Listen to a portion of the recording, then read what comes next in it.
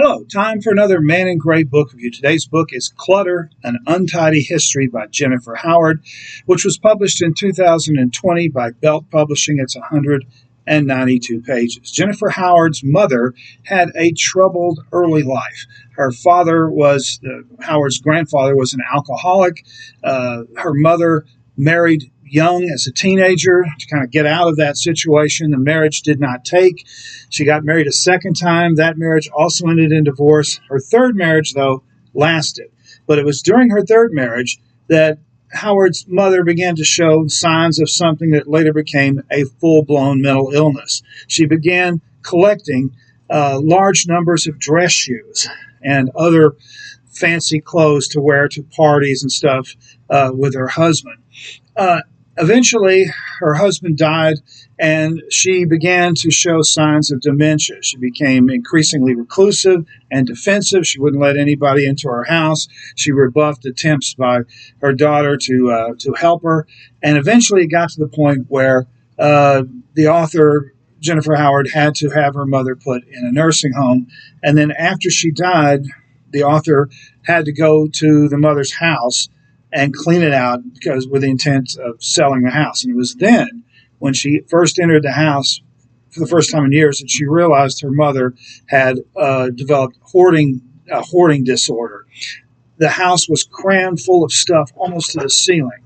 250,000 books, thousands of shoes, tens of thousands of old newspapers, rotting food, and a mountain of unwashed clothes that she just threw up into a big pile. She eventually got to the point where she stopped wearing her own clothes and just started wearing her late husband's clothes instead because she didn't want to wash anything.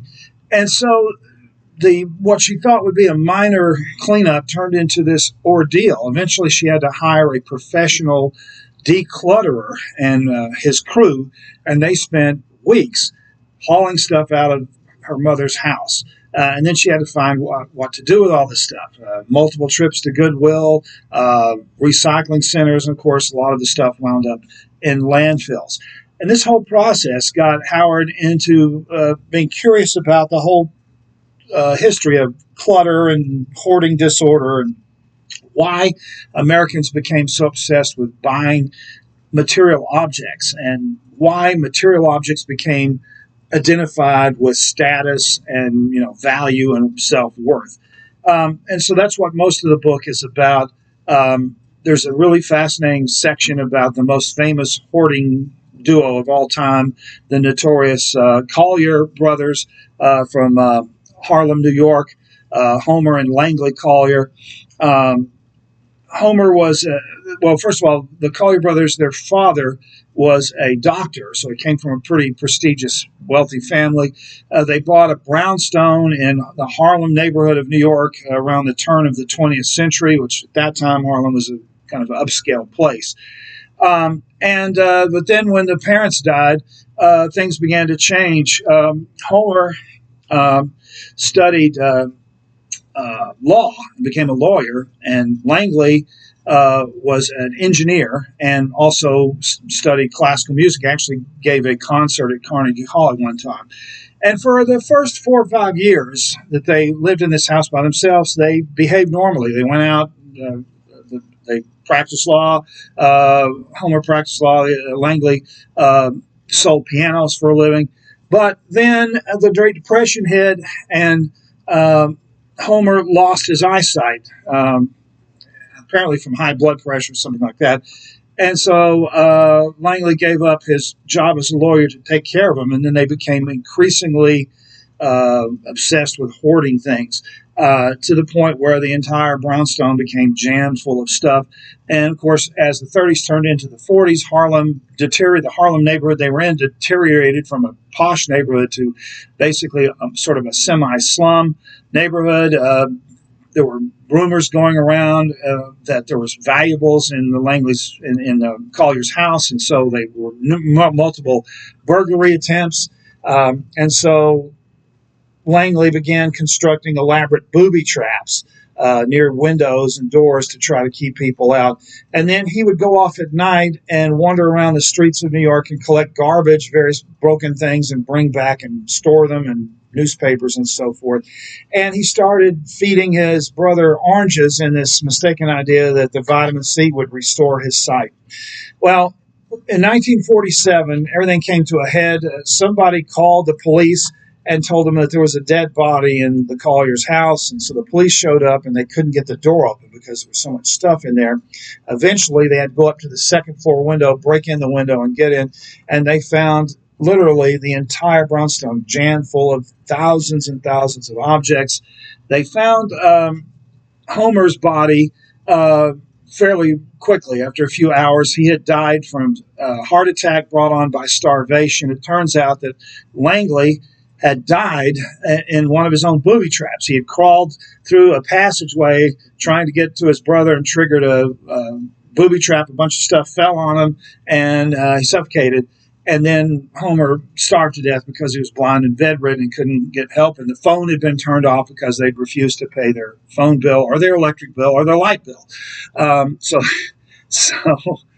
eventually, long story short, it took the police and the city of New York months to haul stuff out of there. There was something like 140 tons of material, including 14 pianos, 2 organs, and the chassis of a Model T, and thousands of newspapers.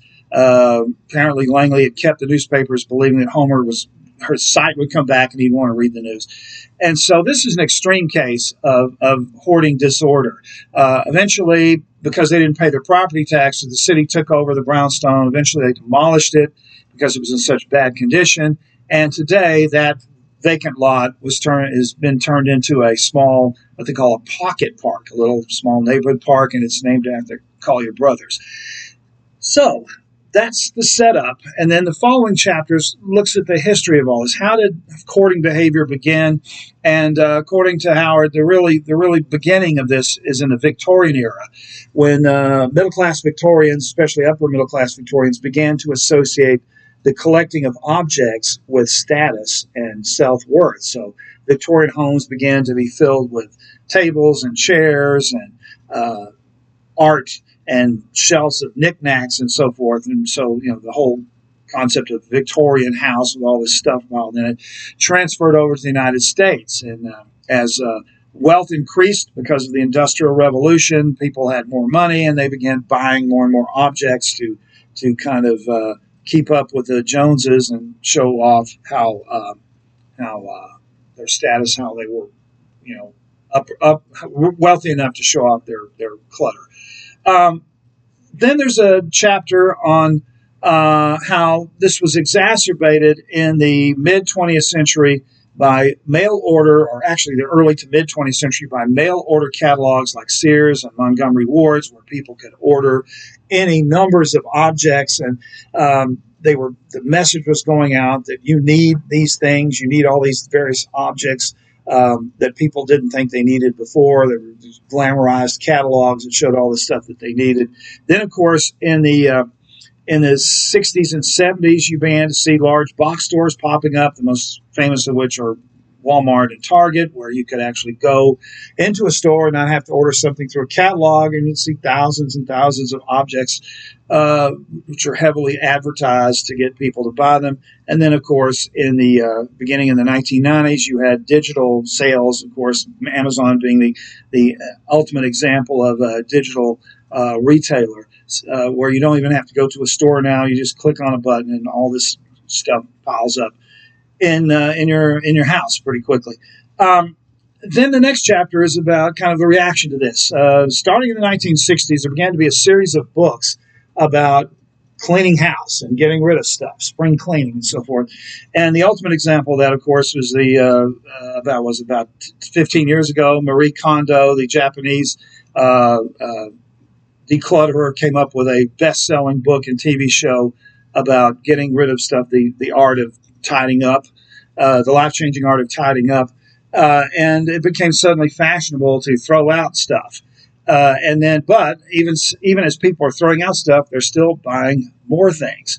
And so there's another chapter that follows that about the zero waste movement. A certain group of people think that you should go to the extreme and not buy anything or buy only buy reusable stuff, reusable cups and plates and flatware and reused clothes and everything, and try to minimize the throwing out of anything. Eat all the food that you buy.